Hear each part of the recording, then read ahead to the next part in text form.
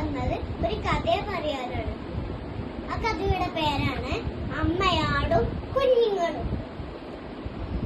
പണ്ടൊരിടത്ത് അമ്മയാടുണ്ടായിരുന്നു. ആ അമ്മയാടിന് 5 കുഞ്ഞുങ്ങളുണ്ടായിരുന്നു.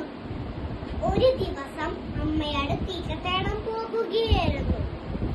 അപ്പോൾ കുഞ്ഞുങ്ങളോട് പറഞ്ഞു, ഞാൻ വന്ന് വിളിച്ചാൽ മാത്രം വാതിൽ തുറന്നവാറ്, വേറെ ആരെങ്കിലും വന്ന് വിളിച്ചാൽ വാതിൽ തുറക്കരുത്.